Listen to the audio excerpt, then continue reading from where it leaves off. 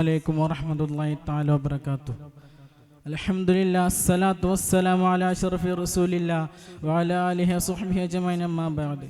ബഹുമാനപ്പെട്ട ഉസ്താദുമാരെ, മറ്റൊൻ്റെ ശബ്ദം ശ്രവിക്കുന്ന മുത്തഅല്ലിം കൂട്ടുകാരെ, നമ്മൾ ഇന്ന് ഒരുമിച്ച് കൂടിയിരിക്കുന്നത് ഈ ദർബീന്റെ പ്രൗഢമായ വേദിയിലാണ്.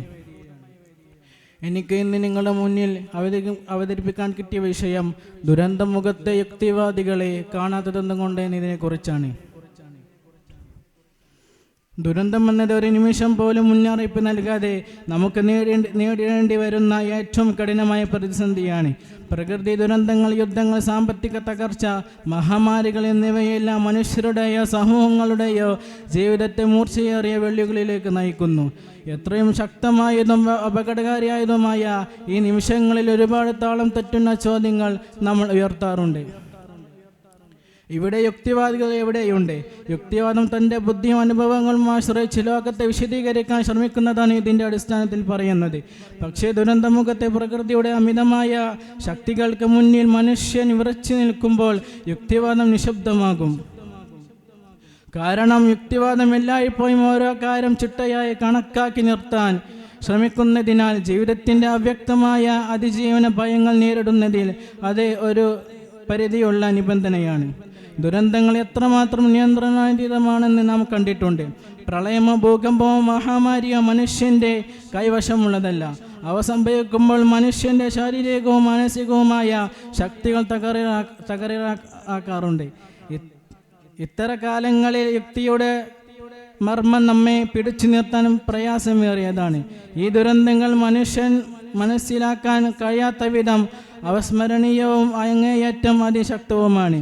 ഈ സാഹചര്യത്തിൽ യുക്തിവാദത്തിൻ്റെ ലേഖനങ്ങളും വിശകലനങ്ങളും നിശബ്ദമാകും.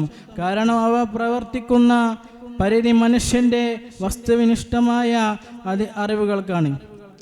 എന്നാൽ ദുരന്തങ്ങളിൽ നമ്മളെ മുന്നോട്ട് നയിക്കുന്നത് ബുദ്ധിപരമായ കണക്കൂട്ടലല്ല, മറിച്ച് മനുഷ്യ മനസ്സിൻ്റെ ധൈര്യവും വിശ്വാസവുമാണ്.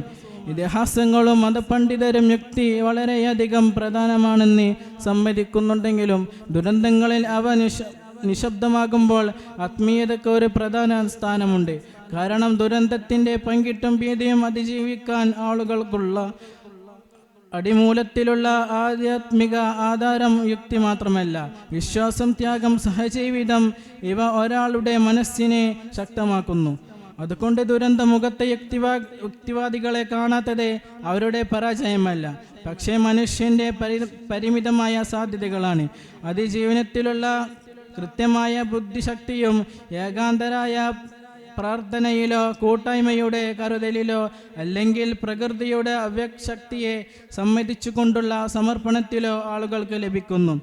അവസാനമായി യുക്തിക്ക് നമുക്ക് എന്തിനെക്കുറിച്ചും വിശദമായി പഠിക്കുന്ന രീതിയിലൊരു വഴികാട്ടിയാണെങ്കിലും ദുരന്തങ്ങളുടെ അപ്രതീക്ഷിതവും അതിജീവനത്തിനും വേണ്ടി വിശ്വാസം, പ്രതീക്ഷ, കൈവിടാത്ത ധൈര്യം അവയാണ് മനുഷ്യൻ തിരിച്ചു പിടിക്കുന്നത്.